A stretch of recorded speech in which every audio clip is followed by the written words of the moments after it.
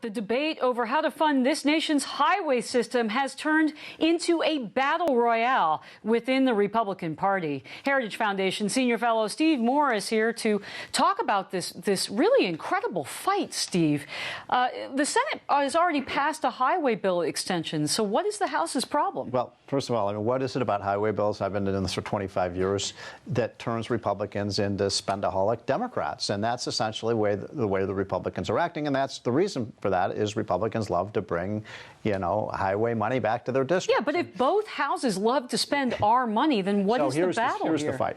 So Republicans in the House are saying, look, let's pass a lean, budget on as lean as possible and not raise taxes and not add things like the Export-Import Bank, something that you've talked a lot about in this show, which is the kind of godmother of all of the corporate welfare programs. The Senate has just larded on all of these programs, like the Export-Import Bank.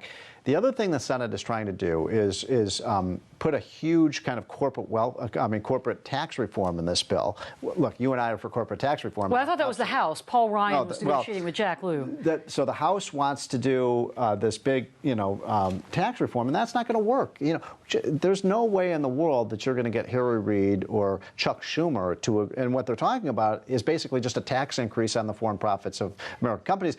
They already pay the highest tax rate in the world. Well, look, Republicans control both houses of Congress. Yeah. If they don't pass the highway bill by, July 30th, 31st? Well, yeah, they're going to probably pass it. Okay. But if they didn't, what's at risk in terms of the party's prestige? Let me answer that a different way. There is a total mythology that underlies this whole debate, which is that we're running out of money for roads and highways. That is patently untrue. We have an 18.3 cent a gallon federal gasoline tax that we all pay.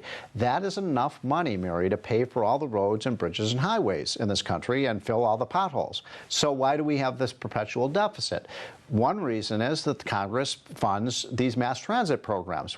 That should not be in a highway bill. Another reason is they have all these pork projects, like, as you've written about in the Wall Street Journal, things like bike paths and auto museums and things like that. And the third reason is that we've got this Davis-Bacon Act law, which basically is a union wage for all these federal construction projects. That's the cost. So how is this all going to play out, Steve? And how does this look to the American people who are trying to decide if they should elect a Republican president? Debacle for the Republicans. I mean, such a big debacle, Mary, because it contradicts every promise that the Republicans made. We're going to be fiscally responsible. We're going to be anti-tax. We're going to get government spending under control. If they pass a bill that is larded up with all of this pork, that has things like the Export-Import Bank, and that raises taxes, I really believe the Republicans could lose the Senate as a result of that in 2016. Okay, well, it's a sobering thought. They're playing with fire here. They are playing with fire. The Heritage Foundation, Steve Moore. Thanks very much.